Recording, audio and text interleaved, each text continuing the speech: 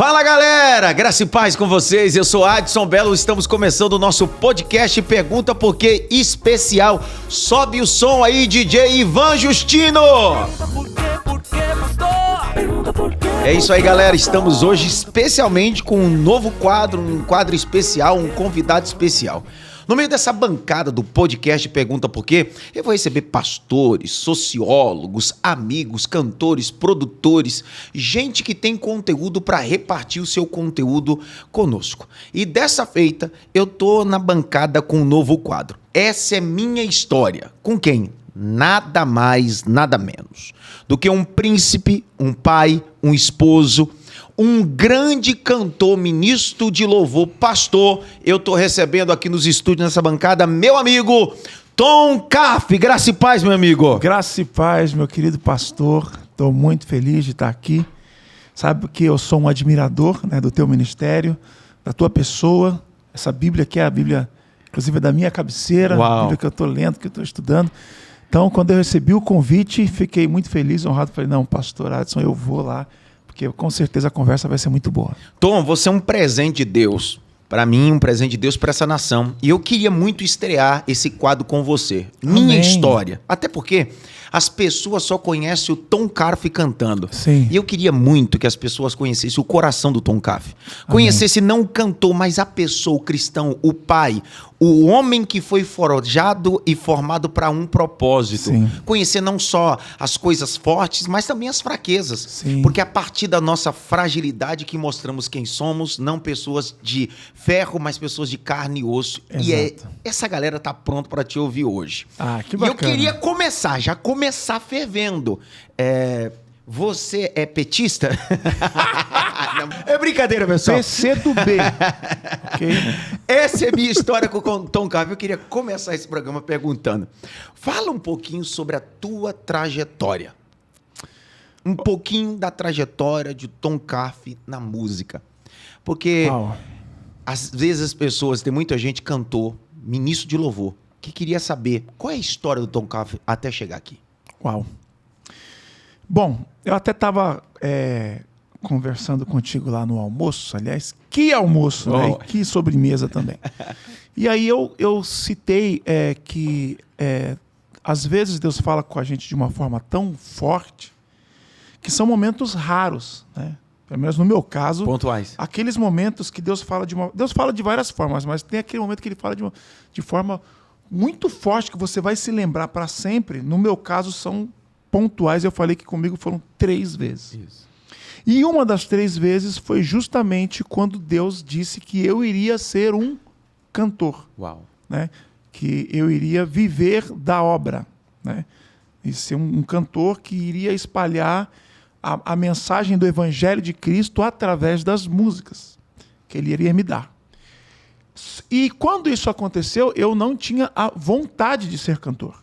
Né? Eu era músico meio que por obrigação, porque eu sou filho de pastor, e o filho de pastor normalmente tem que tocar todos os instrumentos. Tem que fazer tudo na igreja. Tem que fazer tudo, exatamente. Então, tá faltando guitarrista, ele é o guitarrista. Tá faltando baterista, ele é o baterista. Tá faltando... Talvez por isso que eu não desenvolvi nenhuma habilidade instrumental com perfeição, porque eu tinha que fazer todos os instrumentos. E você ali, né? começou isso com 15 anos de idade. 15 Isso, na verdade, assim, com 15 eu aprendi o teclado. O teclado. Aí eu virei o tecladista oficial da igreja. Porque não tinha ninguém que toca o filho do pastor. Mas eu já fui guitarrista da Também igreja. que não tinha ninguém filho do pastor. Não tinha ninguém filho do pastor.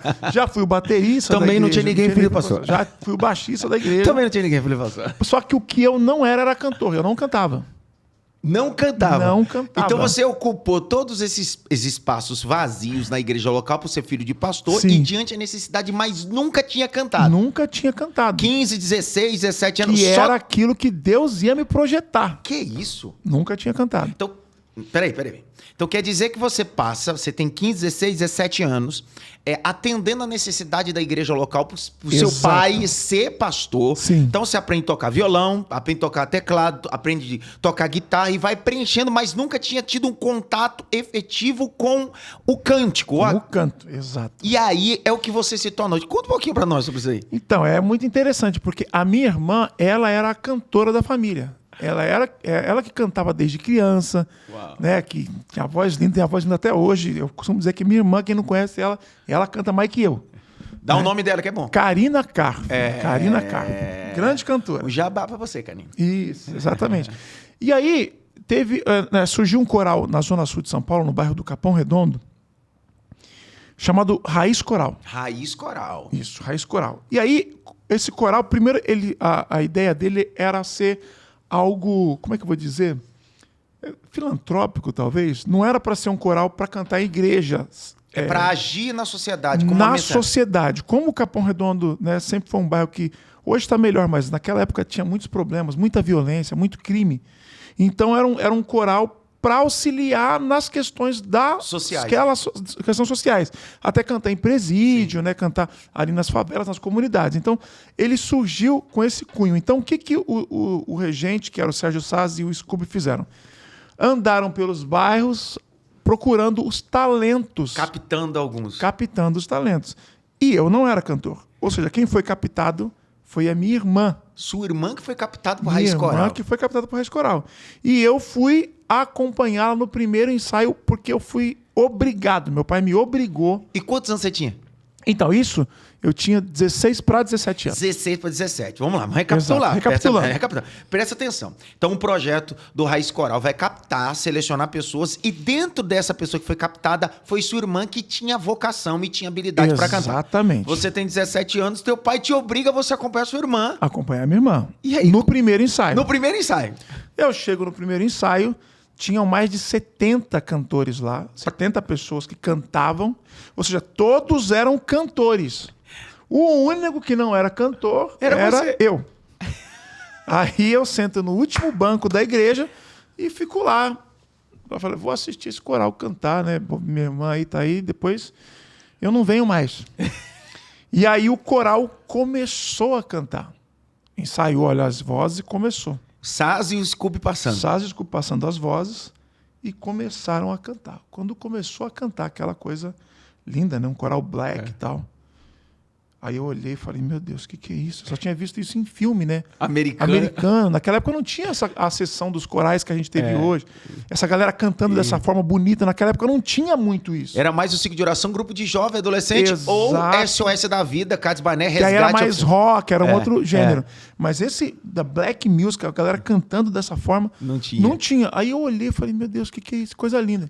E aí veio aquela voz. Aquela voz que a gente estava conversando nos bastidores. Aquela voz que a gente estava conversando. O Deus conversando. que fala. Exatamente. O Deus que fala. Deus que fala. Aos 17 anos, um menino que está no lugar onde não deveria estar, como Exato. um Davi, que foi levar queijo e farinha para os irmãos.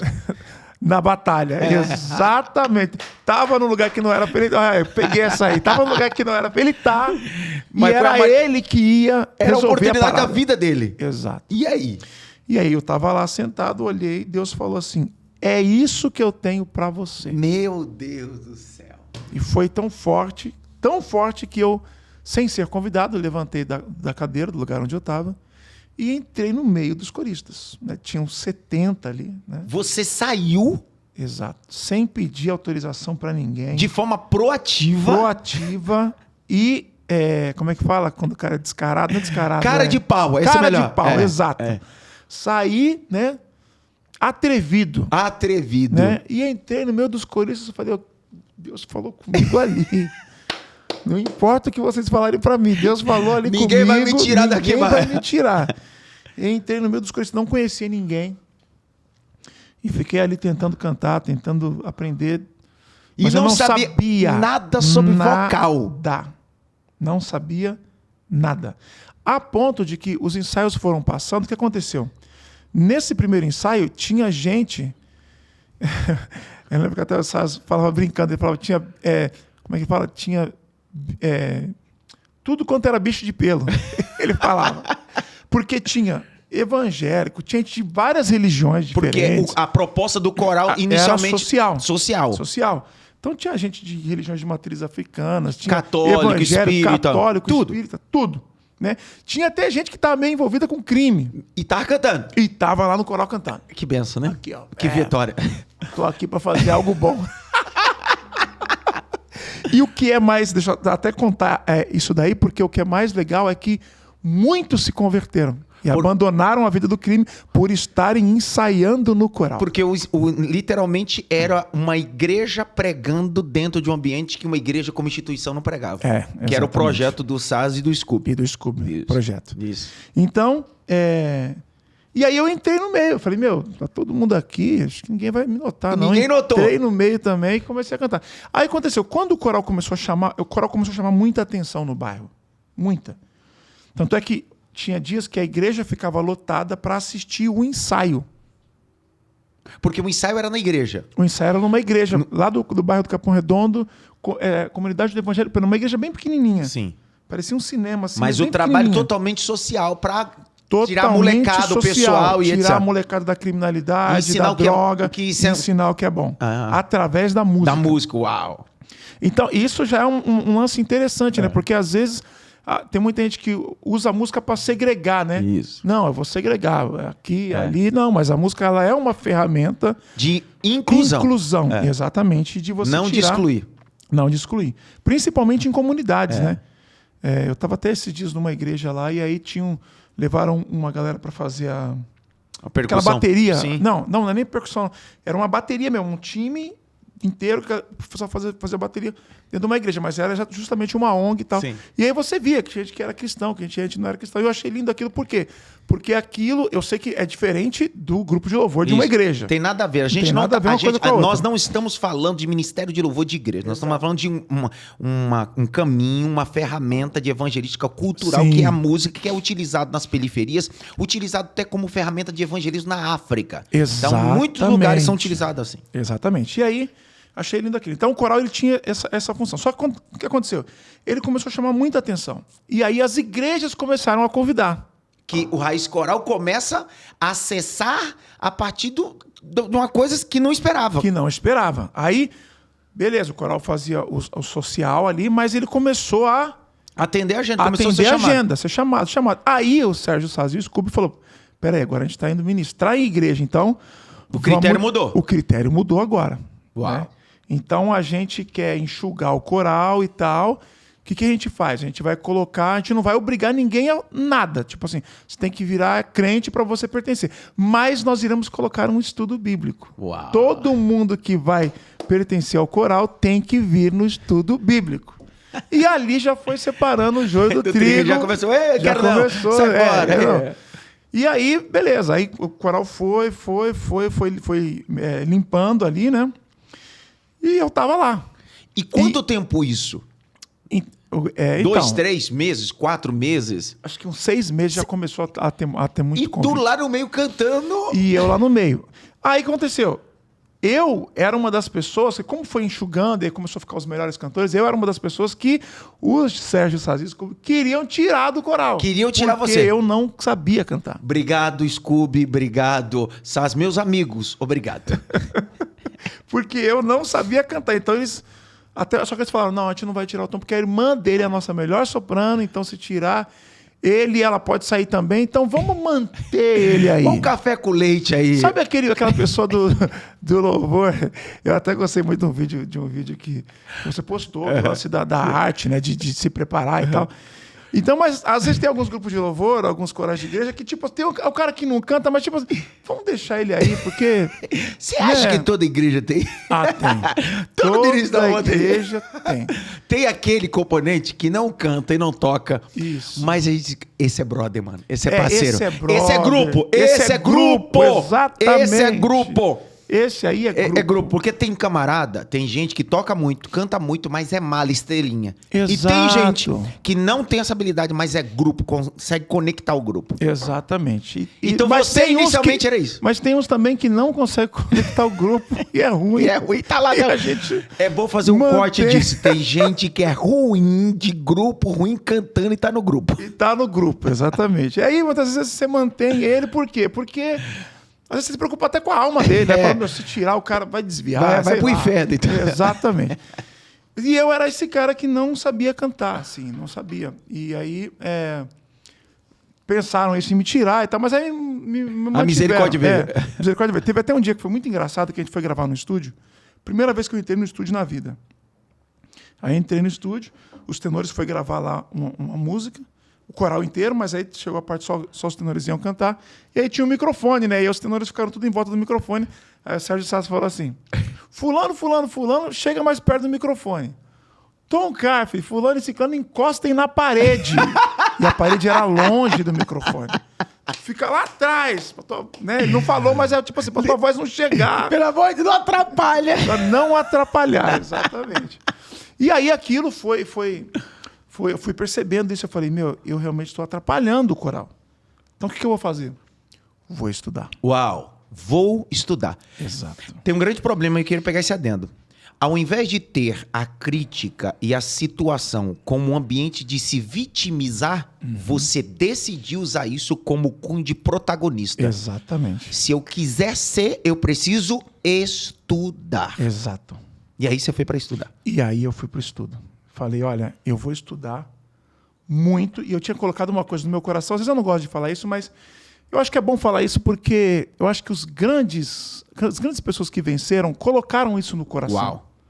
E eu falei assim, na minha cabeça eu falei assim, olha, eu entrei como o pior, mas eu vou sair como o melhor. Uau. Isso não é soberba, é meta. Meta. Yes. Obrigado, meta. pastor.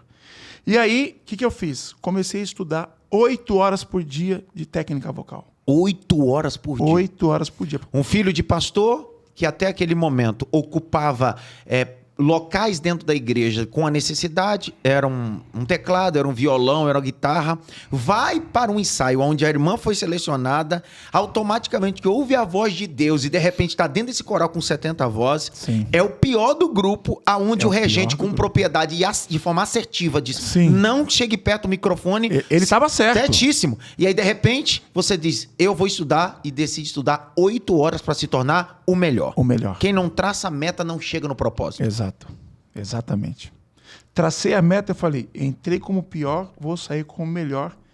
E só encurtando o final da história, o próprio regente, Sérgio Sassi, falou, o Tom é o nosso melhor vocalista. Nosso melhor vocal. Saiu como melhor vocal. Aí aconteceu. 8 horas por dia, eu falei, se uma pessoa trabalha, ela vai trabalhar, fica trabalhando 8 horas por dia, o cara vai para uma faculdade, fica 5 horas na escola, mais 3 horas estudando em casa, eu vou fazer isso porque Deus falou que é isso que ele tinha para minha vida, então eu vou me preparar para isso. Quem foi seus primeiros mentores? Aproveitando nessa lacuna. Sérgio Sassi, certo. Com certeza. Que Sérgio é um monstro, né? Para mim é o maior. É o maior mentor. O Scooby também. Scooby também. Que tá na América agora. Que tá na América, estão os líderes ali, meus maiores mentores. E teve um cara que também foi fundamental para mim, chamado Leonardo Gonçalves. É, um monstro também. Porque o Leonardo Gonçalves, ele esteve a partir do segundo ensaio do coral, ele foi. Ele não era do coral, mas ele ia. Ele gostava tanto daquilo. E ele ia. E ele já era um fenômeno. Ele cantava num grupo chamado Novo Tom da Adventista. Sim, que era um. E sempre cantou muito.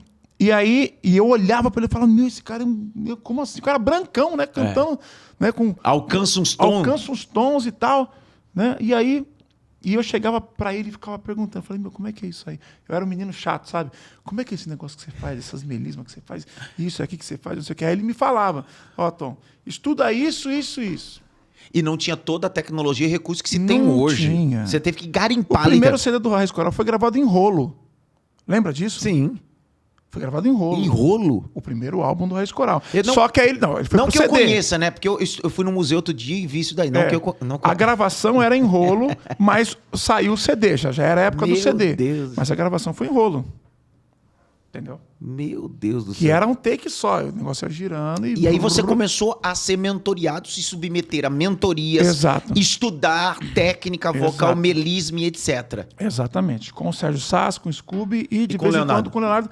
E também com um cara que era um monstro, um grande professor chamado Isabê. Eu conheço Isabê. Conhece Isabê? Isabê é um monstro Então, sagrado. Isabê, um abraço pra você, um exatamente. grande monstro. Grande mestre, É. mestre.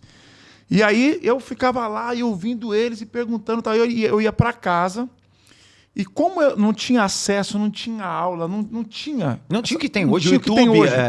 Não tinha. Não tinha o tom da voz online, que é o meu treinamento de técnica vocal. Pra não quem tinha. não sabe, tem um curso do Tom Cave. Se você é Exatamente. ruim cantando, ainda tem esperança. Olha ali na câmera, lá, Tom. Ainda... Há esperança pra você. Pronto, você vai cantar, mas vai estudar.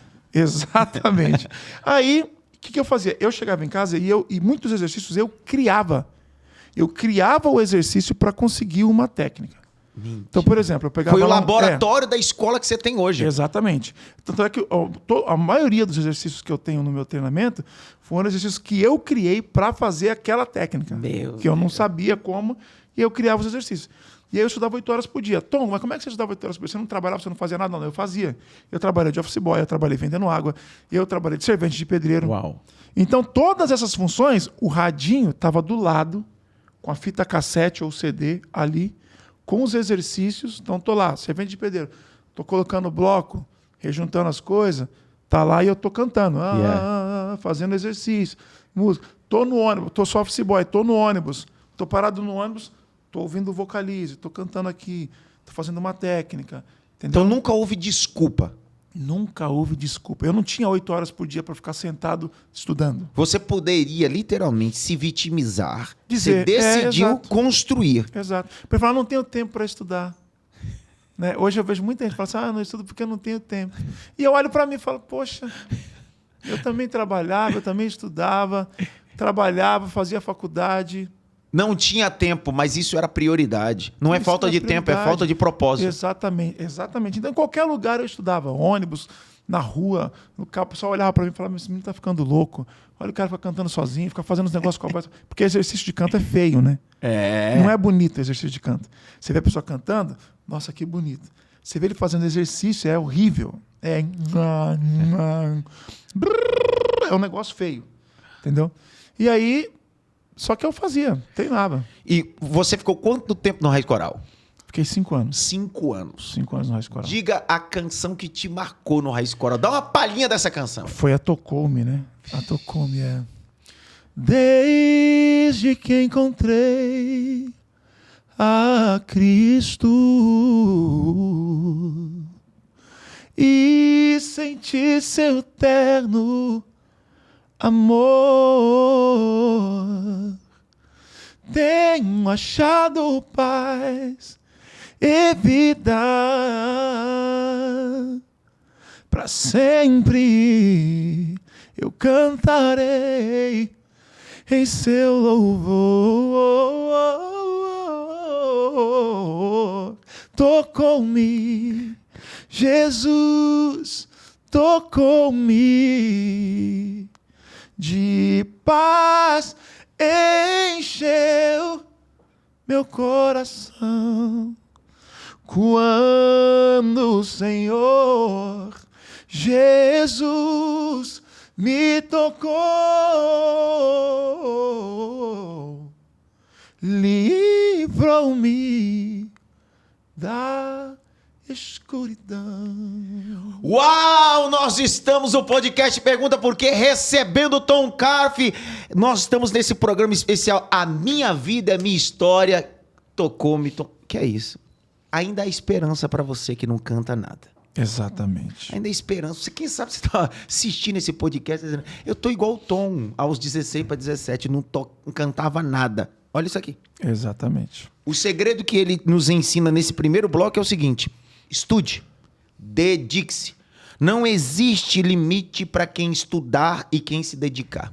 Você ficou 4, 5 anos. Desculpa. Exato. É porque, por exemplo, quem te vê hoje fala assim: pastor Edson Belo nasceu para isso. Nasceu com o dom de pregar. Por isso que ele prega desse jeito. É até um desmerecimento, Total. né? Mas senta com o pastor Edson Belo, vê quanto tempo que ele estudou, vê o que ele fez, vê o quanto tempo que ele está na estrada, o quanto tempo que ele está, entendeu? Então, no meu caso, é a mesma coisa. Tem gente que olha e fala assim, que não acredita nessa questão de estudo. Ele fala, não, quem canta é porque tem o dom, entendeu? E aí você, nessa bancada, nessa mesa do podcast, está desmistificando essa lenda. Desmistificando. Porque literalmente quem estuda... Eu penso que o teu testemunho e a tua história se parece muito com o Sass, porque o Sass também é dessa superação. Exatamente. Primeira vez que o Sass cantou, foi uma negação. Eu já tive a oportunidade de escutar essa história dele. Sim. Tanto o Sass como você é resultado de alguém que decide estudar. Estudar. E ouvir a crítica e usar como trampolim de processo. Como trampolim. Uau. Não voltar. Uau. Ah, criticou? Peraí, deixa eu ver. Então, essa crítica tá certa? Essa crítica tá certa. Né? E... Você fica 5 anos antes. Agora, o que muita gente confunde é o seguinte. Tem muita gente que, por exemplo, às vezes tem uma criança lá. O cara tem 6 anos, o menino. 7. E já canta bonito. Já tem uma... Né? 8 anos. Nossa, uma criança. Então as pessoas entendem que ela nasceu para aquilo. E não é isso. O que acontece é que aquela criança que tem 6, 7 anos, aos 3 ela já cantava. Uau. Aos 3 a mãe já cantava junto com ela. Ela já pertencia a uma igreja, cantava no grupo infantil da igreja. Tinha alguma influência? Tinha alguma influência que fez ela, dos 3 até 7, 8 anos, tá cantando todos os dias. Ela se apaixonou por música, por cantar. Então, de 3 até 7 anos, são 4 anos. Você viu ela com 7 cantando muito bem, mas tem 4 anos aí, ó. Influência ou numa igreja ou num pagode, que a família... Exatamente, se for no pagode, no samba. Em casa e tal, porque você vê uma criança... Que é isso? É sobre influência musical. É sobre influência musical. Você acha que também é possível a pessoa ter o dom, a aptidão ou não? Então, o que é que eu chamo de dom hoje? Uhum. Né? O que é que eu chamo de dom? E aqui eu estou falando da esfera natural. Sim, natural, né? natural. Estou falando de chamada natural. Não. Dom normal. O dom normal. É. O dom normal é uma aptidão que uma pessoa tem para música. E como é que você consegue perceber isso? A aptidão da pessoa. Existe uma patologia chamada amusia. Amusia? Ainda existe muito estudo sobre isso, sobre essa patologia. Né? Tem coisa que não é concreta ainda, mas você consegue perceber. A amusia é aquela pessoa que ela não consegue discernir tonalidades. Amusia. Não consegue discernir tonalidade. Não consegue discernir tonalidade. Então, por exemplo, ele ouve 2 notas no piano. Tum, tum. Ele não sabe dizer se aquelas notas são iguais ou se são diferentes. Para ela é tudo a mesma coisa. Para ela é tudo a mesma coisa. É igual um daltônico que vai enxergar tudo a mesma cor. Não, mas é exatamente isso. Sim, e o problema do daltônico não é nem no olho, às vezes é no sistema nervoso. Isso. E na música é a mesma coisa. A parte do cérebro que responde pela área da música, ela é considerada uma área débil de debilidade. Uau. Né? De debilidade. Então ele ouve uma nota, ele ouve outra, ele não consegue diferenciar. Codificar a diferença. Então, por exemplo, ele ouve alguém cantando desafinado, ele não sabe que a pessoa está desafinada. Pra ela tá lindo, né? Ele não sabe que ele tá desafinado. Que isso? Já conheceu gente assim? Já. Qual é o nome? Amusia. Amusia. Então a gente tá vivendo muitas pessoas na igreja e no ministério com amusia. Com amusia. Ele tá desafinado e é bom dizer o que é desafinado, porque todos nós cantamos desafinado. É? Sim. Todos. Nenhum ser humano canta 100% afinado. Nossa, eu ia fazer uma brincadeira. Faz a brincadeira. Faz! A não ser alguns cantores de trap que usam autotune. Eu falo isso por quê? Porque o tune te deixa 100% afinado. Então a galera do trap usa autotune e acaba alcançando a tonalidade... Exatamente. Mas eu entendo o tune do trap. O tune do trap não é para afinar o cantor. Então eu vou cantar trap também. Exato. É uma característica desse gênero musical. Ok. Não então, é uma crítica... Eu já gravei trap e eu coloquei tune também na minha voz. Sim. Então Mas eu só dei esse exemplo porque o tune deixa a tua voz 100% afinada. Por isso que...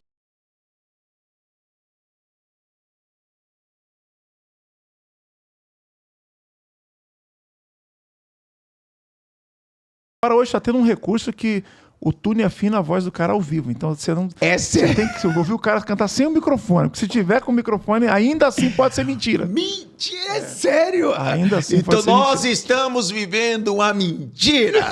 Exatamente. Então, todo cantor é desafinado, né? Sim. Só que a diferença é o grau de afinação, o grau de desafino. Então existe aquele desafino que só o computador vai perceber, que ele vai falar, ó, não está 440, né? Que é a frequência da afinação perfeita. Não tá, mas tá ali. Tá chegando. Entendeu? Aí, tipo assim, o público comum não percebe. O público comum fala, não, tá cantando maravilhoso. Só quem trabalha com isso... Só a pessoa que trabalha com isso, às vezes dentro de um estúdio vai falar, essa notinha aqui deu uma desafinada. Porque a voz humana não é perfeita em afinação. Ela é formada por tons complexos, né? Tem muitos harmônicos. Não é igual um teclado, um diapasão, que emite um tom puro, perfeito em afinação. Então, todos nós desafinamos. A diferença é o grau do desafino. Meu Deus. Então, tem gente que desafina um pouquinho e tem gente que desafina aquele montão que todo mundo vai perceber. E tem o caso da amusia, que é o cara... ele não percebe que ele está completamente fora do tom. Ele não percebe. É tipo eu. Para ele está afinado. É tipo eu, assim, cantando. Eu não sei, que eu nunca vi. Eu nunca vi. O camarada acha que tá cantando no tom, ele mas tá acha, fora mas do ele tom. está completamente fora. Então, normalmente, esse caso, essa pessoa sofre de amusia. Ela não consegue discernir a tonalidade. Então, como é que você vai arrumar uma pessoa dessa? Se ela não sabe que ela está errada. E aí? Quando ela está errada. Não tem jeito. Você como educador, formador hoje, de alguém que se submeteu a estudo, e hoje ser um grande professor de canto, ter vários alunos, quando você identifica um aluno como esse, o que fazer? Eu falo para ele que só um milagre. Falo. Você fala? Já falei para alguns alunos. E dói, viu, você falar. Dói Se você foi aluno do professor Tom Carmen e recebeu esse diagnóstico de amusia crônica, escreva aqui no comentário. Escreve no comentário. Então, e é triste você falar isso porque às vezes é o sonho da pessoa. Às vezes a pessoa olha para você e fala, o inimigo tá usando ele pra... Mesmo estudando não tem como. Não tem como. Com amusia não tem como. Não tem como. Nem tocar instrumento. A não ser que ele toque só por partitura.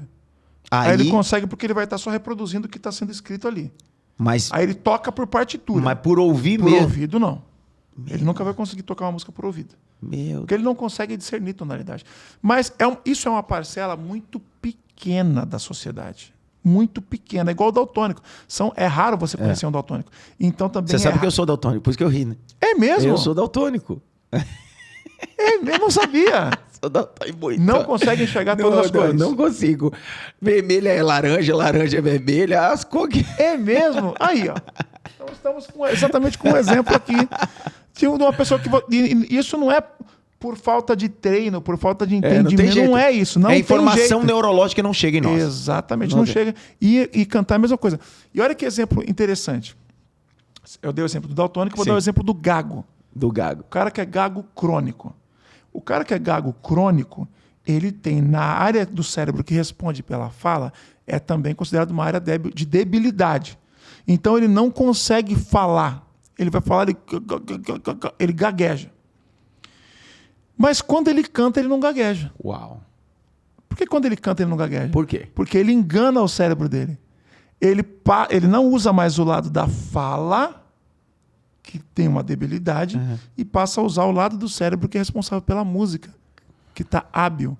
Aí ele vai falar, ele vai cantar, ele não vai gaguejar. Então, se tiver alguém aqui que é gago crônico, cante, né? Oi, pastor, tudo bem?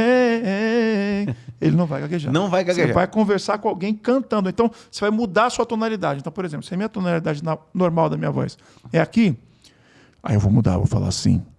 Então, pastor, tal. Aí eu você muda a tonalidade. Aí eu não gaguejo. Que aí, porque para você mudar a tonalidade da tua voz, você está usando a parte do cérebro. Meu Deus. Aí você começa a falar assim, ou então começa a falar assim mais alto e tal, não sei o quê. Vou falar com tal... Aí ele passa a não... Você começa a criar técnicas para burlar teu cérebro. Para burlar o cérebro, exatamente. Uau. Agora, na questão da música, aí não tem jeito. Você ficou 5 anos no Raiz Coral. Depois do Raiz Coral, você foi pro Linkin 4. O Linkin 4. Como foi essa transição? O Linkin 4 era um quarteto formado pelos 4 vocalistas, 4 pessoas do próprio Raiz Coral. Que era o Sérgio Saz, o Scooby, eu e o Daniel Ribeiro. Dá para imaginar? Ó, fazendo uma adendo. O menino de 17 anos que chegou naquele ensaio, obrigado. Sim. Ouviu a voz de Deus e entrou naquele ensaio. Foi literalmente conduzida a uma crítica verdadeira, você não canta, Sim. você foi estudar e de repente no meio de todo aquele coral existe um delta do Link 4 que é só os fera. E aí agora As 4 melhores solistas. as 4 melhores vozes, Scooby, Tom Carfe, Sérgio Saas e quem mais? E o Daniel Ribeiro. Imagina isso. Não, eu quando cheguei, que eu lembro que o Saz me chamou, aí eu entrei na casa dele e ele falou, cara, eu quero montar um quarteto e eu quero que você faça parte desse quarteto. Eu não acreditei, eu falei, eu? Até ontem eu era o pior cantor. Ontem que eu falo, Sim. pode falar. Sim. Eu era o pior cantor do coral. Você queria me tirar do coral. Agora eu entendo o quarteto, que é a seleção das 4 melhores vozes do coral. Do céu. E aí, o que aconteceu? Era um coral inspirado num coral americano chamado Commissioned. Né? Aí tinha outras referências também. O Boyz II Men era uma grande referência de Sim. quarteto. Era uma época que tinha muito grupo vocal. Sim. Né? Quarteto. Até na igreja tinha quarteto alfa. Sim. Né? E vários outros quartetos. E aí formou esse coral. Esse quarteto. Também saímos em turnê, cantamos. Qual a tal. música que você mais interpretava nesse quarteto? Mais lembra? Que pessoal, quem sabe, não possa relembrar. Olha, acho que, por incrível que pareça, acho que a música que mais tocou, eu acho que foi uma música romântica chamada Alguém Que Eu Amo. Canta um pedaço. Uma música feita para casamento, né? É alguém que eu amo, alguém que eu preciso, é alguém que eu quero, alguém que eu procuro. Se eu soubesse que teria alguém pra mim assim, pode crer, és o meu grande amor. Então tinha essa, mas tinha outras músicas também. Tinha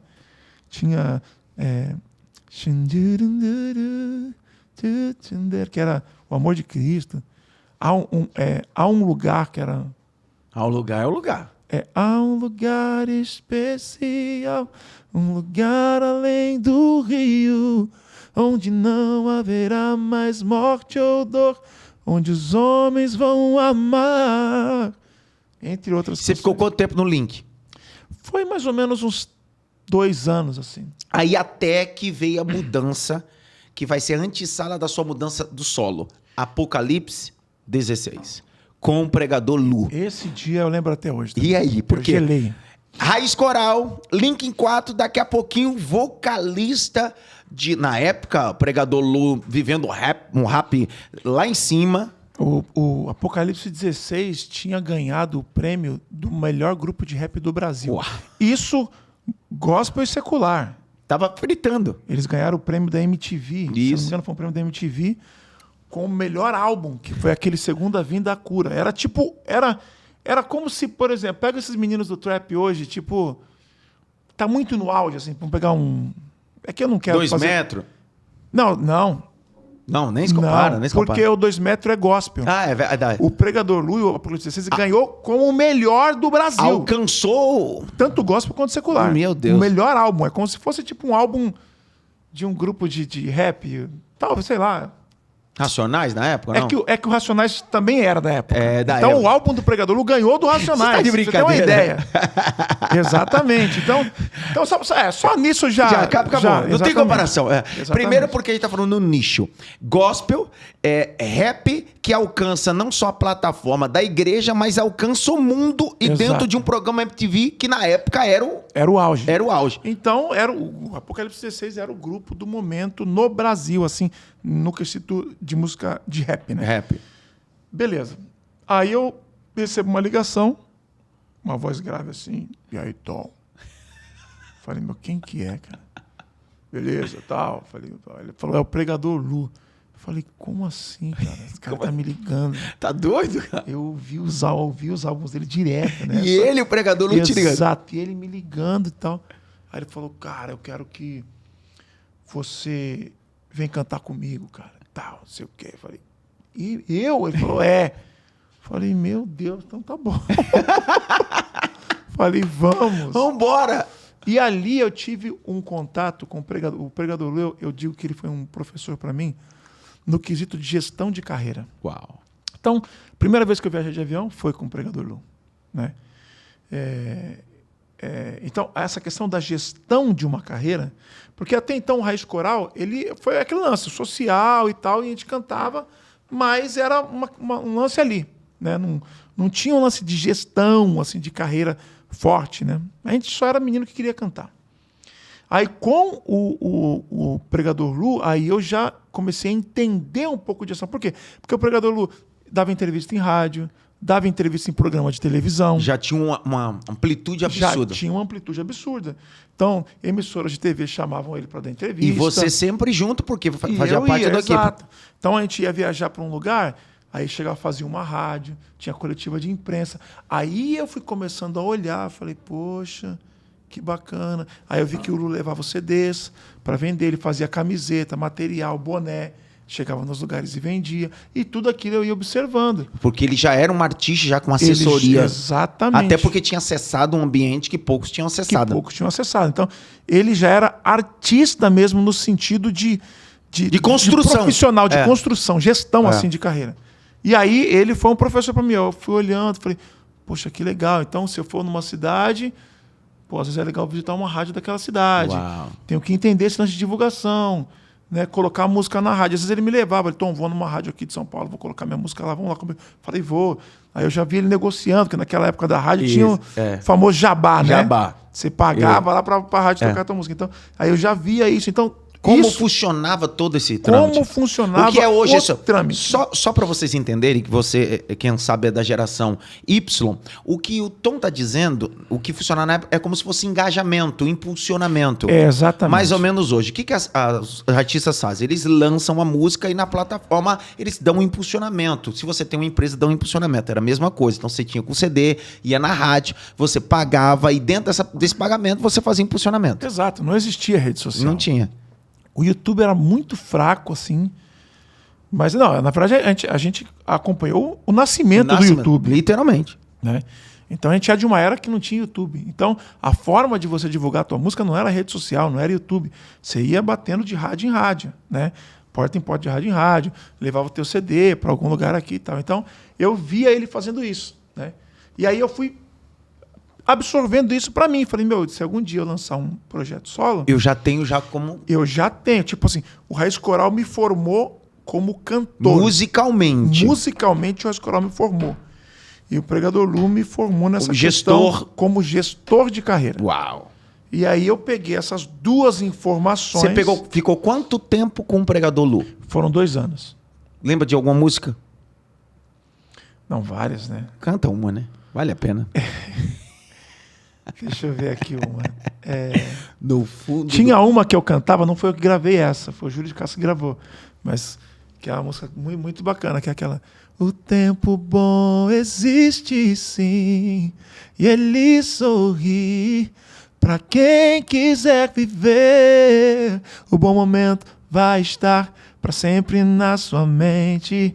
Basta lembrar pra vida ficar diferente.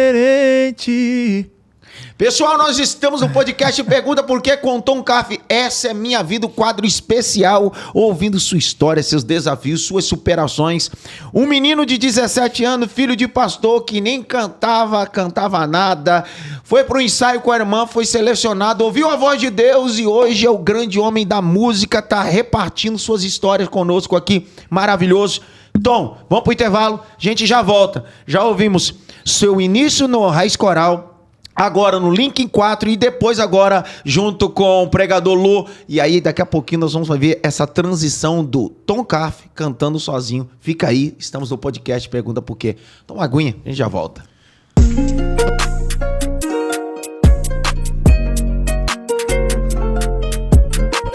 O que é a teologia da bacia, professor? É a teologia que nos confronta.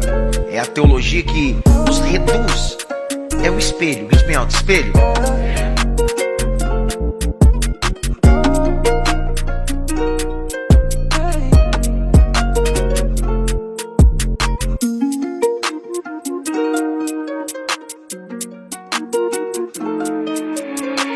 Então no culto você não precisa trazer água do Jordão de Israel, você precisa abrir a Bíblia e apresentar a palavra. Então, quando falta a palavra, sobra misticismo e sincretismo no culto.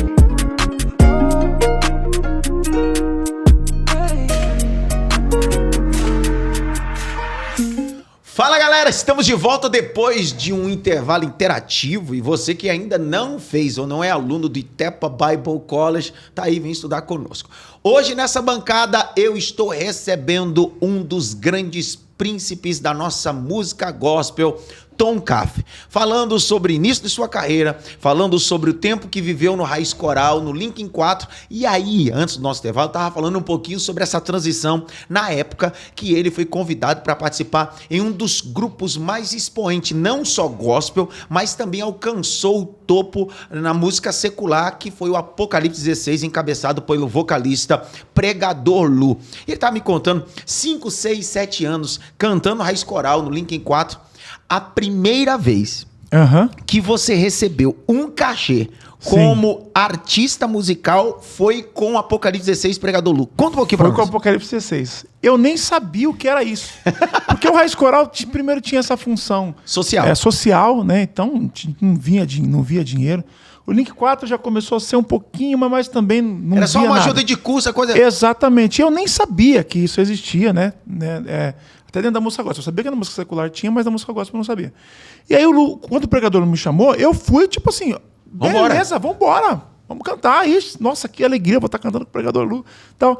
Aí cheguei, viajamos de avião, nem lembro onde foi o primeiro show, cantei lá, tal, bacana. Daqui a pouco ele chegou no meu quarto lá no hotel e falou, Tom, aqui tá o seu cachê. Aí eu olhei e falei, o que é isso? Eu não fazia a menor ideia. Aí ele, isso aqui é o seu pagamento por você estar cantando comigo. Eu falei, mas tem isso? Aí ele falou, tem, tá aqui.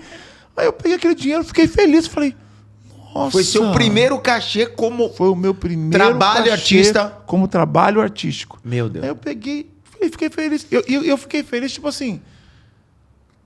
Sabe, tipo, eu sei que ele gostava da minha voz, eu sei que... Mas às vezes parece quando o cara te pagou um salário, né? Ele reconheceu. Ele reconheceu, né? Tipo, como se fosse também uma oferta. Isso. Assim, olha, eu tô entregando isso aqui para você porque eu reconheço a contribuição que você está trazendo pro Apocalipse 16 e tal. E aquilo, eu nem sabia que isso existia. E ali, por isso que eu estava falando aqui, o Raiz Coral me formou musicalmente. O APC 16 me formou profissionalmente, como gestão de carreira. Né? Claro, o Apocalipse 16 também me ensinou musicalmente, né? E ambos. Assim. Só que cada um contribuiu. Os dois espiritualmente também, muito. Mas a contribuição de gestão de uma carreira, que precisa também dessa parte econômica, foi o Apocalipse 16. Agora, aproveitando, nós estamos um quadro, a bancada nossa não é polêmica, é um novo quadro, essa é minha história com o Tom Carf, aqui no podcast Pergunta Por Quê. Mas sem polemizar. Já polemizou. Eu tenho uma pergunta. Baseado nisso, o que você me diz sobre cachê? Porque é uma discussão. Sim. As pessoas discutem. Um músico pode receber cachê, pregador pode receber cachê, cantor pode receber cachê. Qual é a tua análise? Até porque hoje, fora ser um grande cantor, você é pastor, filho de pastor, exerce ministério local. Qual é a mentalidade do Tom Carf? Como cantor, pastor, pregador, qual é a tua mentalidade sobre o assunto? E como cantor solo vai fazer 18 anos. 18 anos já. Né? Então, na música no total, mais de 20 e poucos anos. Eu tenho essa experiência. Eu sei que tem muita polêmica, porque as pessoas, às vezes, elas confundem. Elas falam assim, como que você vai ganhar um cachê para pregar o evangelho? Sendo que o evangelho você não recebe de graça e tem que dar de graça. Essa é a grande questão. Eu estou falando assim, ele não ganha dinheiro com a mensagem dele. Sim. Ele ganha dinheiro com a arte dele. Sim. Com o trabalho dele. Entendeu? Então, às vezes, as pessoas confundem. Então uma pessoa que canta sobre amor, né? Ela está ganhando dinheiro do amor? Com amor? Não. Não, ela não está ganhando dinheiro com amor. Ela está ganhando dinheiro da arte dela, do trabalho dela. E na questão da música gospel, eu acho que é a mesma coisa. Então, você acha que tem um tabu? Existe um tabu, porque a galera confunde. Você está ganhando dinheiro com o evangelho? Não, eu não estou ganhando dinheiro com o evangelho. Estou ganhando dinheiro com a minha arte, com o meu trabalho, com a minha profissão. Agora Mas dentro da minha profissão, a minha mensagem... Isso, agora ficou claro, ficou claro, muito claro.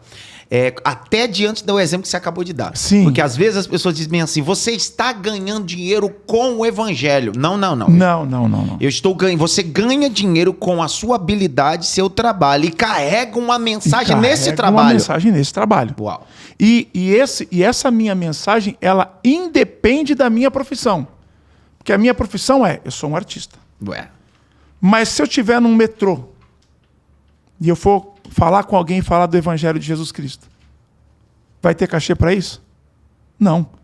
Porque falar do Evangelho é a minha vida. É a minha mensagem. Então, eu falo do Evangelho na academia, eu falo do Evangelho no meu trabalho. Falo assim, se for um trabalho secular, né? Eu falo do Evangelho nas minhas lives pela manhã. Não existe uma cobrança para eu falar do Evangelho. Não existe um cachê. Exato. Agora, se você está convidando um cantor, um artista que tem uma equipe, e não é só a equipe, tem todo um processo que fez com que esse cara se tornasse um artista. Existe um custo. Não, um custo altíssimo. Não é pouco. Não é pouco. Até porque, diante dessa bancada, dessa mesa, você acabou de dizer no bloco passado que aos 17 anos você decidiu escutar uma crítica e estudar. Exatamente. E estudar custa. Nós recebemos a salvação de graça, a vida de graça, o resto tudo a gente paga. Sim. E, infelizmente, as pessoas têm dificuldade de entender isso. E, às vezes, Tom, utiliza um texto fora de contexto para dar uma desculpa. Utiliza Mateus 10, Lucas 10. De graça recebeu, de graça dá. Sim. Só que o contexto do texto diz assim, quando você chegar numa cidade, não for bem recebido, não hospedado, nem bem alimentado, sacode a poeira e vai embora. Uau. É de graça, mas não é de graça. Porque eu não recebi de graça. Então, tá dizendo assim, ei, eu te dou a mensagem de graça. Só que você precisa, pelo menos, cuidar de mim. E cuidar é me alimentar, me hospedar e me vestir. É o texto que diz. E me corrija se eu estiver errado. Quando Paulo está falando, se eu não me engano, para Pedro, para os chamados superapóstolos. Sim. Só me corrija se eu estou errado. Sim. Ele fala assim, não sei se é para ele que ele está falando, mas ele está falando assim, olha, se eu estou ministrando para você coisas espirituais, não seria correto vocês ministrarem sobre minha vida coisas carnais? Carnais, ele está falando material. 1 Coríntios capítulo 9, ele está escrevendo a igreja de Coríntios assim, seria muito eu semear em vós coisas espirituais e colher Isso, de a vós... igreja de Coríntios, exatamente. Colher de vós coisas carnais. 1 Coríntios capítulo 9. Ou coisas carnais seria um pagamento. Literalmente. Um salário. E aí você imagina, a gente pega esse texto, 1 Coríntios capítulo 9. Olha só, 1 Coríntios capítulo 9, versículo de número 8. Será que digno isso apenas como homem? Aí ele diz, verso de número 12. Os outros que participam desse direito também não temos nós esse direito? Paulo dizendo, isso não é outra coisa senão direito. Aí ele vai piorar. Capítulo 9, verso 13. Vocês não sabem que os que prestam serviço ao sagrado se alimentam do próprio templo? Uau. Pegou ou não? Peguei. Ele está dizendo assim, será que vocês não sabem que aqueles que prestam serviço ao sagrado se alimentam daquilo que é sagrado do próprio templo? Aí ele continua. Verso 14, 1 Coríntios 9, 14. Assim também o Senhor ordenou aos que pregam o evangelho que vivam do evangelho. O problema está aí. Exatamente. O indivíduo que é CEO, o indivíduo que é trabalhador, ele quer ganhar bem, quer dar um bom estudo aos seus filhos, quer dar uma boa estrutura, mas aquele que ele entende que tem uma vocação tem que viver do resto. Tem que viver, exatamente. Então a gente precisa ter um equilíbrio aí. E às vezes é o mesmo cara que está criticando o cantor, é o mesmo cara que vai criticar um pastor, que às vezes recebe um salário que consegue dar uma boa condição para a vida dele. Ele é capaz de respeitar um médico. Ah, que médico bacana. Olha só como ele foi para Disney com o filho. Que bacana. Ele consegue respeitar um advogado. Nossa, advogado. O juiz federal. Um juiz federal. Cara, o promotor, olha cara. Só, que o promotor, benção. que benção. Aí quando chega na hora do pastor e do cantor, não, tem que viver. Não, esse camarada tem que ir pro Nordeste, esse cara tem que ir pro Norte, esse cara tem que estar sempre... Ele não pode, a família dele não pode gozar de direitos que ele tem. Exemplo disso, você que estudou, eu que estudei e o exemplo que você deu. O advogado que vai com a família na Disney, a gente diz que top, que advogado maravilhoso. Que bacana. Agora, o pastor, se for pra Disney, diz, tá roubando. Tá roubando, exato. Como é que ele pode roubar um negócio que Deus mandou dar para ele? E aí, é um detalhe importante. A Bíblia diz bem assim, digno é obreiro do seu salário. Olha pra cá, e tem pessoal. uma outra também do lance que aquele que ministra a palavra é digno de honorário. Dupla honra. Honorário dobrado. Esse dupla honra é o salário dobrado. É, honorário dobrado. Agora tem um detalhe. E aí a minha crítica sobre isso aí. A Bíblia vai dizer sobre os 3 pilares. Digno é obreiro do seu salário. Dignidade, obreiro, missão, recompensa. Uau. Digno, obreiro do seu salário. De novo. Digno é obreiro do seu salário. Dignidade, missão e recompensa. Quando você olha o ministério só como recompensa, você nunca vai ter dignidade e nunca vai entender a missão. Agora, uma vez que o indivíduo tem dignidade, ele tem missão, ele tem a sua recompensa. Uau. Acabou. Acabou. E é isso. Então, o grande problema desse assunto é que às vezes a gente acha que o fulano tem direito e o ciclano não tem. Você sabe, Tom Caio, que minha especialidade é Levítico. Sim. E segundo Levítico, o texto de Vaikra, capítulo 6 de Levítico, 6 e 7 diz que o animal que era levado para sacrificar, a perna direita e o peito do sacrifício era do sacerdote e sua família. Para eles comerem. Sim. Se fosse atualmente... Eu estou inclusive lendo isso. Uau. Na Bíblia. Pergunta por quê. Tá aqui a Bíblia, pergunta por quê. Qual é o grande problema de tudo isso? Aí é claro que a gente não está apoiando. Eu sei que existem muitos bandidos. Sim. Existem muita gente marginal moralmente que manipula o sagrado. Como existem em todas as esferas também da sociedade. Acabou. Só que existe gente séria, Sim. que é o que o apóstolo Paulo está dizendo em 1 Coríntios capítulo 9. Eu não tenho direito de vos semear coisas carnais e colher coisas espirituais. Exatamente. Vamos para mais. Vamos continuar. Isso aí vai dar polêmica, tá? E eu acho que essa ideia, ela, na questão agora da música, ela parte também daquele princípio de que músico não é profissão. Então, isso hoje está sendo um pouco mais valorizado. Mas antigamente, quando eu comecei, né, tinha muito forte essa questão de que música não é profissão.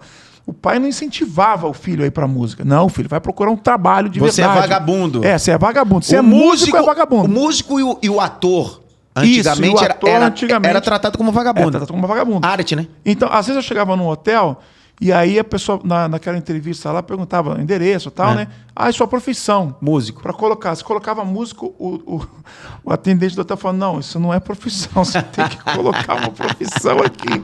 Tanto é que não faz muito tempo que músico foi reconhecido pelas como ordens. profissão, pelas ordens. É isso. Então, tem exatamente isso. Então, se música não é um trabalho, tem essa ideia, então o artista não pode receber, já que não é um trabalho. Mas é a mesma coisa que se trata na perspectiva pastoral. Também. O membro liga para você e diz assim, pastor, o senhor tá ocupado? Não, eu estou estudando.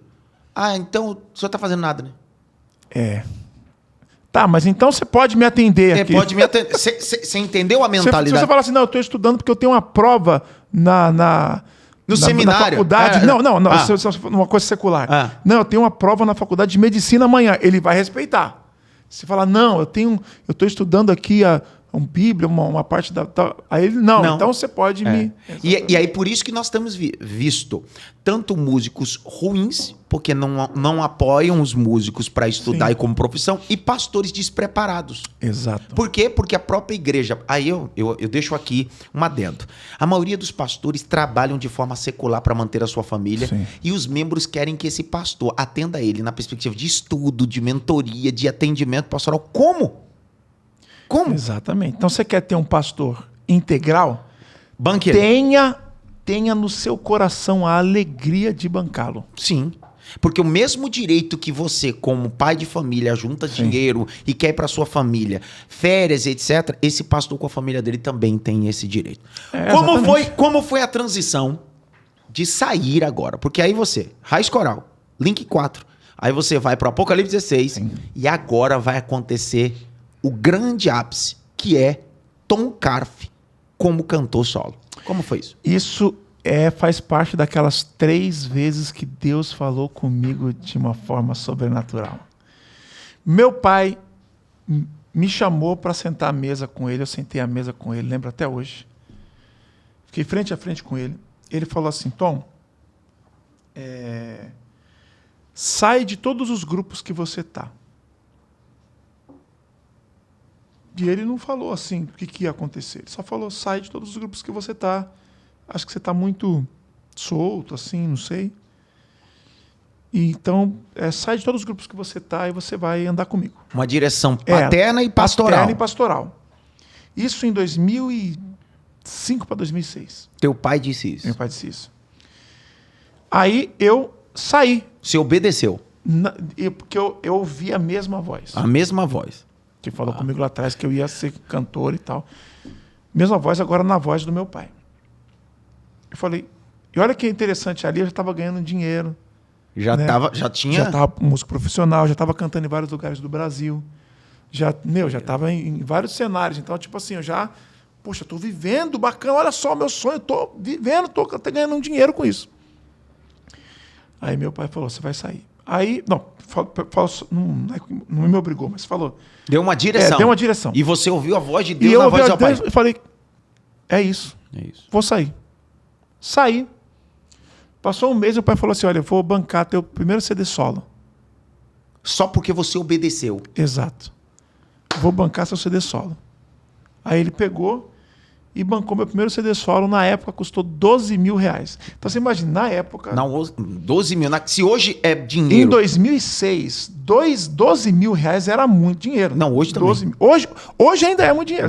Se alguém quiser, vou deixar no meu Pix aqui. Exatamente. Okay. Então, só para voltar naquele assunto, que a pessoa tem que entender que existe um custo. Isso pra só você para manter gravar. Uma carreira. Só para gravar 12 mil fora. Música, fora clipe, fora botar música na rádio, fora um monte de coisa. Esquece. São valores estratosféricos. Aí, beleza.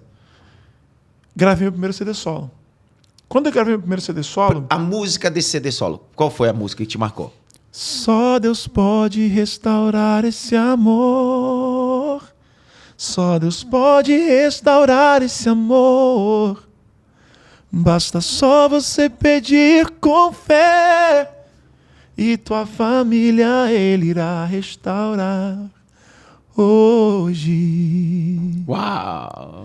Essa canção linda de família. Aí aconteceu. Quando esse CD chegou, né, que eu mandei fazer 8 mil cópias. Então, para fazer 8 mil cópias, você tinha que dar uma grana ainda. 12 mil para produzir, pra 8 mil... Não, 12 mil para você gravar as músicas. Só gravar. Para produzir as 8 mil cópias... É outra... A pessoa acha que tudo é de graça. Exatamente. De graça recebeu, de graça dá. Só que aconteceu... Chegou um empresário da rua Conde de Sarzedas. Lembra? A Rua dos Crentes da Praça da Sé. Exatamente. E esse empresário, o que ele fazia? Ele comprava os CDs primeiro que todo mundo. Não era Ismael, não? Não, era o... Esqueci o nome dele. Será que era Ismael? Da Filadélfia? Não, né? Ele comprava o CD antes de todo mundo, que foi no teu caso. Mas não sei se o nome dele era Ismael. Aí, o que acontecia? Ele comprava o CD antes de todo mundo. E aí ele vendia na Conde de Sarzedas. Só ele tinha o CD. Só ele tinha matéria. Né? Então, aconteceu.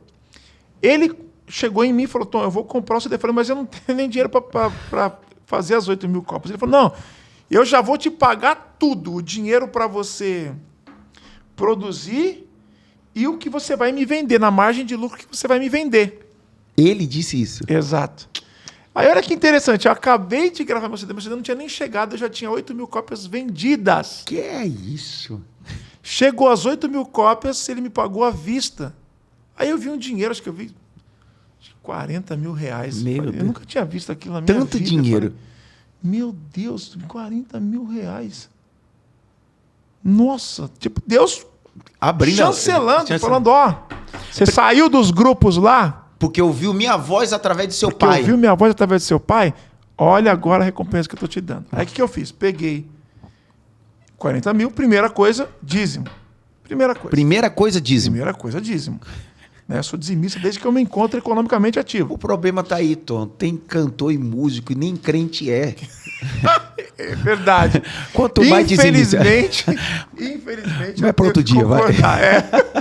Eu tenho que concordar. Quanto mais dizimista. Eu sou dizimista e ofertante desde que eu me entendo economicamente ativo. Uau. Né? Economicamente ativo. Peguei o primeiro, dei o dízimo. Segundo, comprei uma moto para o meu pai. Comprou uma moto para ele? No valor, até um pouco a mais do valor que ele tinha me dado para gravar o CD. Ele não tinha me pedido dinheiro. Nada. Falei, foi meu pai que me deu, então eu vou comprar uma motona para ele, bonita. Aquelas meio Harley. Sim, assim, que ele gostava. Que ele gostava. Falei, pai, tá aí, tal. Aí ele amou, né? Como se eu estivesse pagando de volta. O restante do dinheiro eu peguei um pouquinho e reformei uma casa nos fundos da casa da minha sogra. Lá no bairro do Capão Redondo, 3 cômodos, pequenininho. reformei aquela casinha que a gente ia morar de favor. E você já era casado? Não, quando o CD chegou, eu era noivo da senhora Carla Carfa. E dali demorou 3 meses, assim, a gente casou. Reformei aquela casinha, a gente casou. Com o dinheiro do primeiro CD. Com o dinheiro do primeiro CD. Não tínhamos carro, Não. né? Fomos morar ali numa casinha, 3 cômodos, nos fundos, no bairro do Capão Redondo. Morando ali. Aí, o que aconteceu? Eu fui... Já estava começando a ser chamado para cantar em algumas igrejas. E aí, recebi algumas ofertas, né?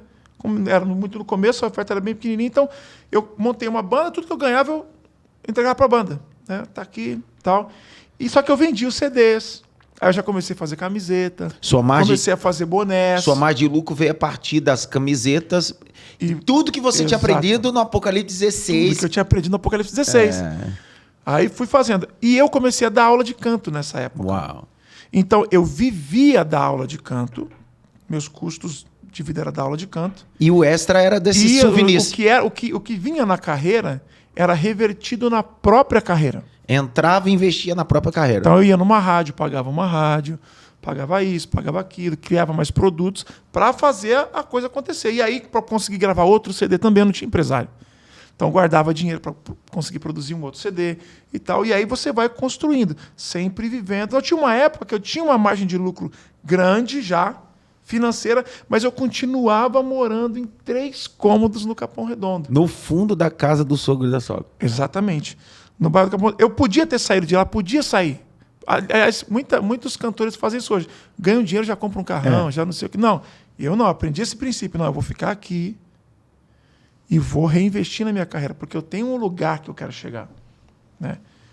E aí foi acontecendo, aí fui lançando outros álbuns. Lancei um álbum em 2008, chamado Espera de um Milagre. Aí lancei alguns álbuns. Lembra da música desse álbum, Espera do Milagre? O coro é: abro mão do meu eu. Essa é linda. De tudo que há em mim. Já não vivo mais eu, mas Cristo vive em mim. Então, essa música é interessante que ela ficou em primeiro lugar em várias rádios aqui de São Paulo. Uau. Isso foi o quê? 2008, 2009. Né?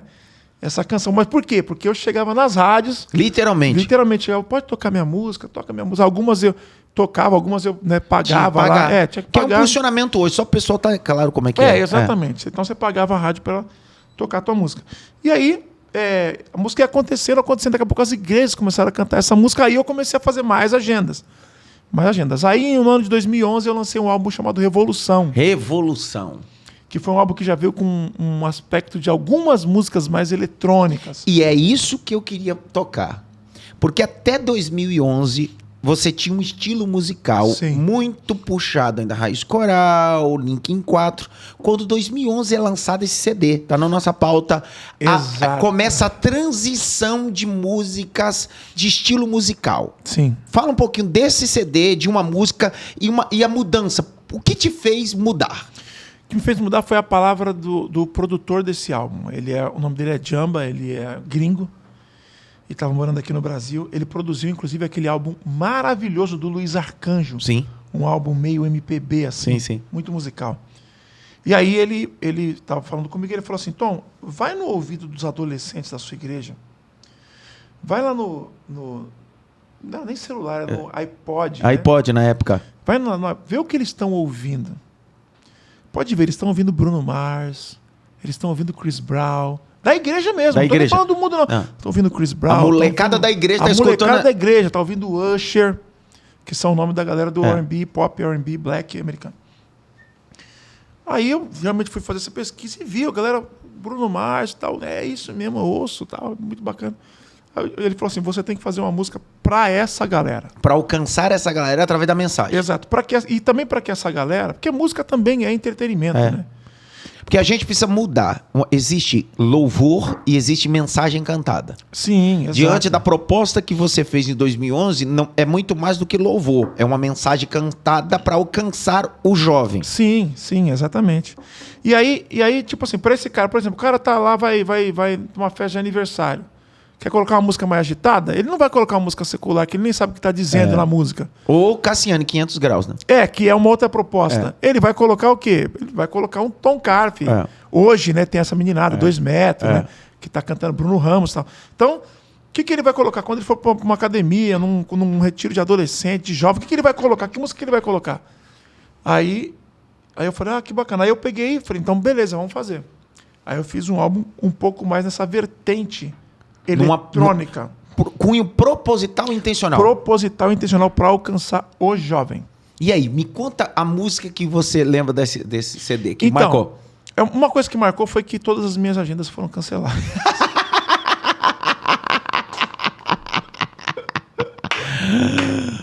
Como ser cancelado em 2011? Hoje existe o cancelamento, mas o primeiro cancelamento da história foi em 2011. Foi 2011 com Tom Carpenter, lançando músicas no estilo eletrônico. E aí, cara, como é que foi isso?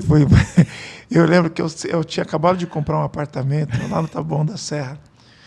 E eu e minha esposa sentamos nele, assim, tinha o sofá, a cama, a geladeira que a gente ganhou pro casamento. Mas não tinha nada no apartamento. A gente olhando assim, tipo, sem agenda nenhuma, sem nada. Cara, acho que a gente fez a coisa errada.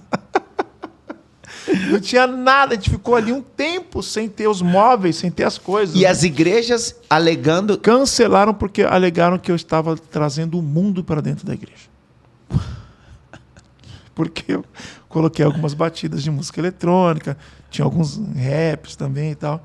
E aí... Qual a música desse CD que fez sucesso? Olha, assim? tiveram... da igreja, né? Não, tiveram algumas. Não, mas depois eu vou contar o que depois virou sucesso nas igrejas. Uau! Inclusive tem uma que hoje tá voltando com tudo, que a menina tá regravando ela, que é Há um Lugar Pra Mim. Canta aí. Há um lugar pra mim lá no céu.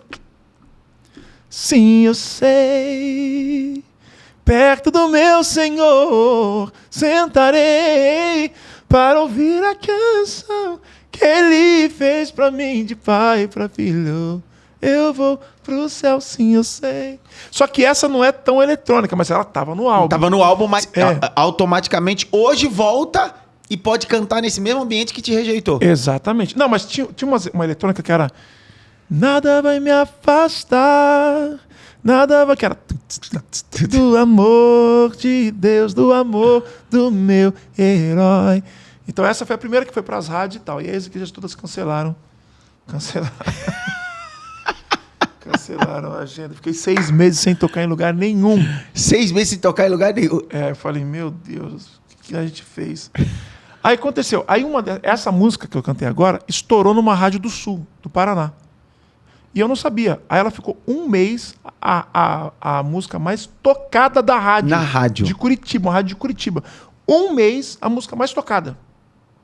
Aí eles me ligaram, desesperados. Meu, você tem que vir aqui, vamos fazer um show com você aqui, porque tua música é a mais pedida. Tua música... Eu falei, minha música? Mas de qual CD? Não, desse. Mas qual música? Essa, eu falei, essa que me cancelaram? É essa que é a mais tocada? Aí ele falou, é essa mesmo. Eu falei, bacana, então vamos fazer um show. E fizemos um show, todo mundo que foi no evento cantava muito aquela música. Aí eu comecei a fazer muito show no Sul, Paraná, Santa Catarina. Comecei... Bombar, o ministério. Bombar. Falei, meu Deus. Tal. Aí teve uma também que foi muito bem, que é... Eu só quero ser teu Deus da minha vida, pra sempre vou te amar. Depois que essa estourou, aí começou, o pessoal começou a ouvir as outras. Puxando as outras. Aí daqui a pouco ela estoura lá em cima, no norte. E aquela expressão é verdade, estourou no norte. Quando a tua música estoura no norte, acabou. Você está estourado. Aí estourou no norte. Pá, quando pegou no norte, aí virou a febre. Comecei a fazer muito evento. 6 meses de deserto, mas depois a agenda explodiu. Não teve como controlar. Não teve como controlar. E cancelado em São Paulo. E cancelado em São Paulo. E olha que interessante, algumas igrejas, eu digo hoje que foram determinantes assim para eu ser aceito aqui. Uma delas foi a Debrais. A Debrais. Eu lembro até hoje que teve um evento que foi no Sambódromo. Imagina, sim, lembro. Lembra desse evento do Sambódromo? Lembro desse evento. Então, eu cantei nesse evento. Eu lembro. O que aconteceu? O evento foi no Sambódromo, a Assembleia de Deus me convidou para o evento. Eu falei, mas como assim, cara? Assembleia de Deus ainda me convidando? E Sambódromo? Uma música eletrônica, Sambódromo. Eu falei, não, eu nem sabia o que era Sambódromo, na verdade. Né? Eu só fiquei abismado porque minha música é eletrônica, ou seja, os mais conservadores não vão aceitar. E aí eu recebo um convite da Assembleia de Deus. Eu falei, eu cheguei lá, aí eu lembro que até hoje eu estava com o Samuel Feira chegou em mim e falou, filho, pode cantar, viu? Eu falei, mas posso cantar as músicas? Essas eletrônicas agitadas, eu quero que você cante essas aí. Ele disse... Ele falou, quero que você cante essas aí. Eu falei, então tá bom, né? Se o 01 falou, então eu vou cantar. Aí cantei a música eletrônica. Tá. Aí eu vi que o público ficou meio assim, né? Aí quando eu olho pra trás, o Samuel Ferreira tá pulando atrás. Atrás. Aí o sambódromo inteiro começou a pular junto. Aí ali, aquilo foi muito importante, porque era um pastor referência que chancelou, falou, isso aqui é de Deus. Pode fazer, é juventude, pode. Exatamente. Pode. Então ele foi o R.R. Soares também, começou a me levar para os eventos dos jovens deles. Então tiveram vários pastores chaves assim que começaram a me levar nessa época. E aí isso foi chancelando, né? A minha tipo assim, isso aqui, gente, é de Deus. Pastores referentes estão dizendo, isso é de Deus. E 2011 para cá você vem construindo essa história com uma nova roupagem, com uma nova proposta musical, até chegar hoje em uma das músicas mais polêmicas de todas. Qual música? Joquebed. Meu Deus, essa daí foi polêmica. Canta um pedacinho de Joquebed aí. Ô, Joquebed, Moisés não vai morrer. Eu posso ouvir o choro do bebê, ô Joquebed. Moisés não vai morrer. Eu posso ouvir o choro do bebê. Mas antes dela teve a Porque Eu Te Amei. O divisor de águas do meu ministério foi a Porque Eu Te Amei. Verdade. 2015. Fala um pouquinho dessa música. Quando eu lancei, 2015, Porque Eu Te Amei, uma cruz pesada carreguei, porque eu te amei, a morte eu... Ali foi a explosão do ministério. Ali, tipo assim, aí realmente é uma música que todo mundo canta. Todo mundo diferente da outra, era mais um jovem, um grupo de jovens. Essa não, essa atingiu todas as esferas da igreja. E fora da igreja também. Então, explodiu. Aí a agenda explodiu. Aí pronto. Só que eu também me lembro de uma situação. Por isso que eu digo, gente, honrem os pastores. Primeiro, o seu pastor, honre. Claro. Mas honre os pastores. Né? É como você disse, pastor. Tem gente ruim, tem gente errada? Tem. Mas tem muita gente séria. E eu lembro que um dia eu estava na Lagoinha sede lá em... Passou o Márcio Valadão, em Belo Horizonte. Mas não, foi o André. Era o culto dele, o culto fé. E eu fui porque eu era da mesma gravadora do André, Som Livre. Ainda sou, né? O André não é mais, mas eu sou da gravadora Som Livre. E aí a gravadora tinha um projeto chamado Você Adora, tal, que era um projeto que a gente ia em igrejas e cantava alguns artistas da Som Livre. E aí o André falou, não, pode vir no meu culto fé, terça-feira. Aí beleza, eu cheguei, aí conheci ele ali e tal, e aí cantei. Você não conhecia o André ainda? Eu acho que não. Pessoalmente não. Aí eu peguei, não, acho que já conheci, eu não me lembro, mas ali a gente ficou mais íntimo. Aí cantei Porque Eu Te Amei, a igreja inteira chorou. Aí o André pegou o CD assim, levantou o CD e consagrou. Consagrou, Senhor? Consagrou. A música não tinha estourado ainda, Porque Eu Te Amei. Ainda era o lançamento.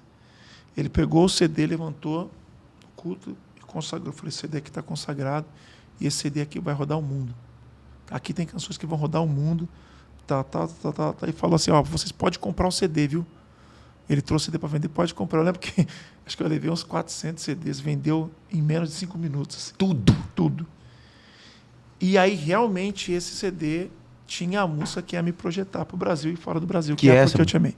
Porque eu te amei. Exatamente. Meu Deus. Aí foi a Você viu que eu já estou cantando agora, né, Ivan? Tem que respeitar, Ivan. Você viu? Pouco tempo com o professor, já cantou afinado aqui. Tem autotune aí, põe ligado? o autotune aí, Ivan. Pessoal, nós estamos no podcast #Pergunta Por Quê, recebendo na nossa bancada um príncipe de Deus, Tom Carf. Essa é minha história, conhecendo um pouco da história. Na verdade, pouco não, a gente já conheceu muita coisa importante. Pena que o assunto vai rendendo e tanta coisa, mas temos algumas perguntas ainda para fazer. Quando você faz essa transição musical de gênero, qual é a pior rejeição que você viveu? Então acho que foi essa daí, que eu falei 6 meses sem agenda, porque a galera não entendeu que aquilo podia também ser música cristã. E essas mesmas igrejas, depois de entrar em contato? Sim. E aí? Aí a gente foi. E aí os pastores falaram, olha, quando você lançou aquilo eu não gostei, mas depois eu entendi. Eu lancei uma música chamada Hospício. Você falou da Joquebed. Hospício. Mas olha o nome da música. Minha filha Hospício. ama. Minha filha ama essa música. Olha o nome da música, Hospício. Essa aí também Canta foi um pedacinho polêmica. dessa Hospício aí. Ai, que eu sou louco, sou louco. Não, o exército de Cristo chegou e não está de brincadeira. O inimigo pira quando vê nossa bandeira. O mundo tá dizendo que é loucura tudo isso. Eu não tô nem aí. Bem-vindo ao hospício. Que é aquela passagem de Paulo, Sim. né? Fiz de louco e tal, não sei o que. Então, se você tá achando que eu sou louco, então vem ser Vem mais pra um cá. louco, bem-vindo ao hospício. Vem É uma alegoria, né? Sim, sim. E aí também essa aí mas do mesmo tempo que eu apanhei, ficou muito tempo e às vezes ainda é hoje uma das músicas mais pedidas do show. Igual a Joquebed. A Joquebed, na verdade, eu não fiz para lançar a música. A Joquebed eu fiz para divulgar meu curso de canto. E no final das contas? Virou uma música. Pergunta, a música Olha Eu Aqui foi uma resposta para as críticas? Na verdade, não.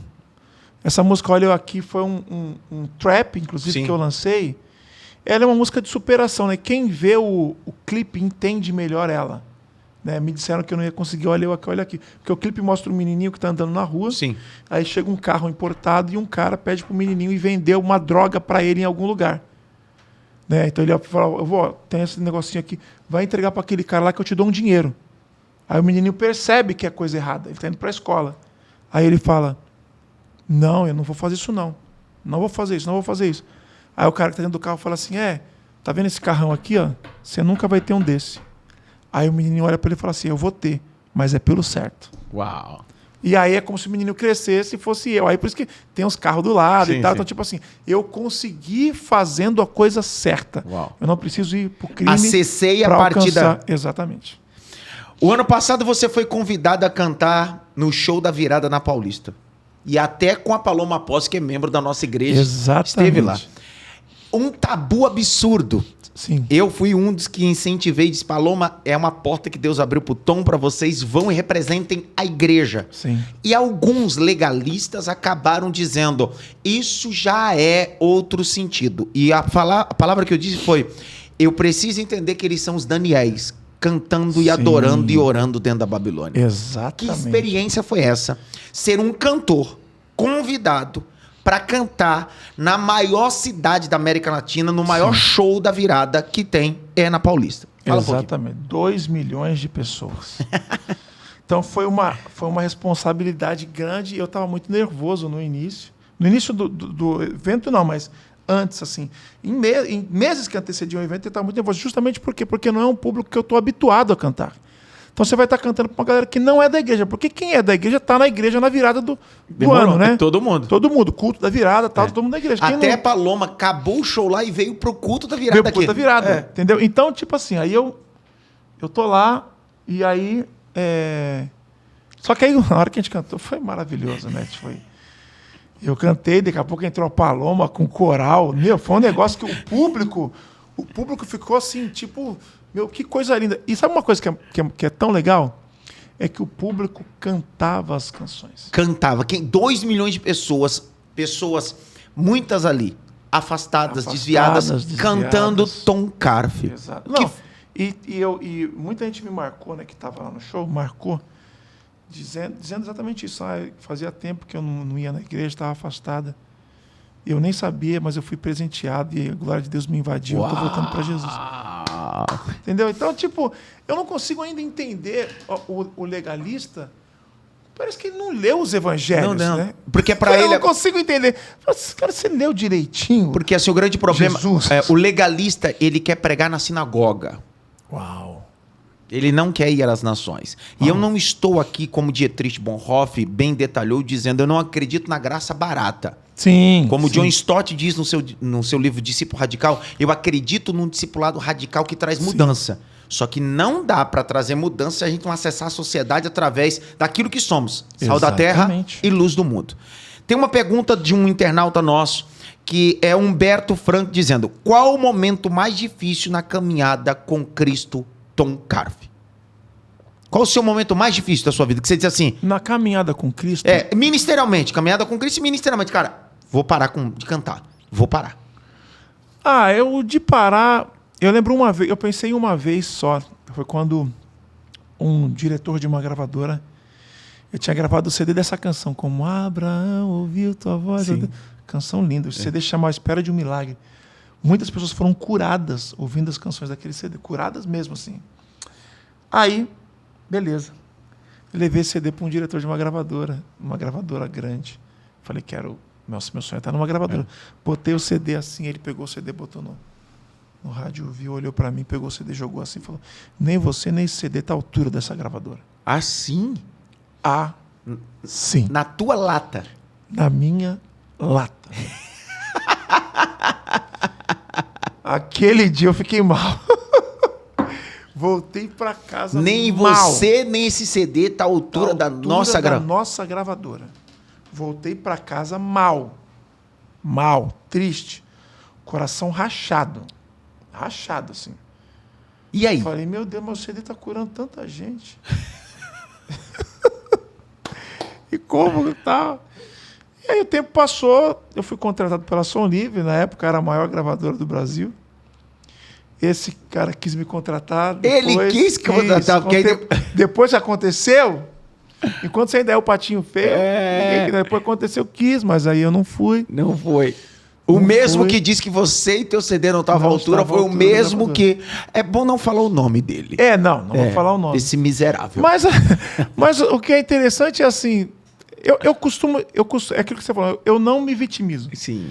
Eu costumo olhar para mim e falar, poxa, será que eu tinha que ouvir aquilo? Talvez para evoluir, para entender, né? Mas, então, não sei. Mas a grande verdade é que foi isso que aconteceu. Uma das coisas que eu aprendi nesse bate-papo com você, Tom Carfe, não o pastor, não o pai, diante de tudo que você falou, mas o cara, Tom Carfe. Um cara que aos 17 anos decide ouvir a voz de Deus, entrar em coral, ouvir uma crítica e não ser vítima, ser um protagonista. Exato. E depois de alcançar muita coisa, com o CD... escuta mais uma crítica e decide, eu não vou recuar, vou continuar avançando. Eu vou continuar avançando. E eu posso dizer publicamente aqui, obrigado porque você continuou. Obrigado porque você não parou. Amém. Obrigado porque você se tornou uma mensagem de Deus para os jovens e para essa nação e para fora da nação. Amém. O podcast Pergunta Porque se sente extremamente honrado por esse novo bloco, te receber aqui e você abrir teu coração e mostrar quem você é. Mais do que um cantor, um homem de verdade, um homem de Deus.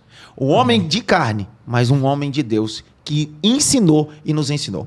Queria encerrar nosso podcast. Por mim, ficava 4, 5 horas batendo papo aqui. Já não estamos mais de 4, 5 horas? Muito mais. Mas eu queria que você deixasse suas considerações, deixasse para essa câmera uma palavra para os jovens, músicos ou cristãos, deixasse uma palavra para os nossos seguidores. Eu acho que a palavra é essa que você também acabou de falar, pastor, que é a questão de você não se vitimizar. Eu entendo que muita gente não se vitimiza, ele realmente é vítima. Mas o que fazer? A sociedade é assim. A sociedade ela vai olhar para você, ela vai definir quem você é através daquilo que você aparenta, né? É a única coisa que a sociedade consegue ver de você. Não consegue ver seu interior, não consegue prever teu futuro. A sociedade não consegue prever, ela só enxerga aquilo que você é. Então a sociedade é assim. Então o que eu vou fazer? Vou me vitimizar? Vou ficar no canto? Vou ficar chorando? Não. Se Deus me chamou para algo, eu vou estar sempre avançando. Uau. Não importa o que as pessoas digam, não importa quando as pessoas olhem para mim, o que elas vão achar de mim. Se Deus falou comigo, todas aquelas críticas que eu recebo, todas aquelas pedras que atacam contra mim, eu estou dizendo isso para você, todas as pedras que atacarem contra você, não pegue e joga de novo e devolve a pedra. Não, pega essa pedra e bota no chão. pega outra pedra, vai botando no chão, daqui a pouco você vai subindo nesse Uau. monte de pedras e você vai chegar num lugar em que as pedras não conseguirão te atingir Uau. mais. Deus abençoe Tom Caff, a você, os nossos seguidores. Esse é o podcast Pergunta Por Quê. Nesse novo quadro, essa é minha história com Tom Caff. Se fez sentido essa entrevista para você, eu queria que primeiro você se inscrevesse. Segundo, desse um like. E terceiro, compartilhe. Pegue o link desse podcast, desse episódio com o cantor Tom Caff e coloque no grupo do amigo, dos seus amigos e até dos seus inimigos. Fique ligado, esse é o podcast Pergunta Por Quê. Obrigado por participar mais uma vez. Um beijo!